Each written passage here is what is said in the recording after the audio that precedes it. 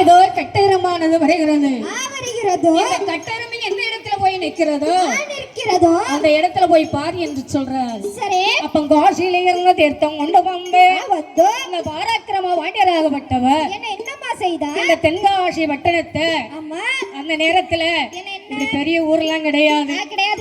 ஏன்னா குடிசைகள் தான் நிறைந்த இடம். குடிசைகளாதான் இருந்தது.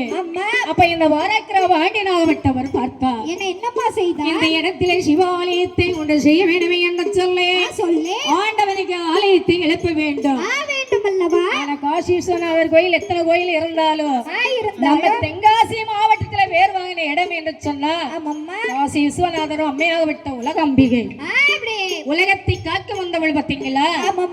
பேர்பட்ட தெய்வம் கொண்டு இருக்கக்கூடிய இந்த சிவாலயத்துல சரி நமக்கும் படிக்கிறதுக்கு வாய்ப்பு கிடைச்சிருக்கு. அது மட்டும் இல்ல உற்றார் உறவினர்கள் பெரியவர்கள் சிறியவர்கள் அண்ணன் தங்கச்சி அம்மா இப்படி எல்லோரும் சேர்ந்து சரி இந்த நேரத்துல அது மட்டும் இல்லாம ஆய கலைகள் 64 கலைகள். ஆமா ஆய கலைகள் 64ன்னு சொல்லி இருக்காங்க. ஆனா இன்னைக்கு இந்த 64 கலை இருக்காங்கிறது யாருக்குமே தெரியாது. சந்தேகமா இருக்கு கண்டிப்பா. ஏன்னா எனக்கு பின்னாலே என்ன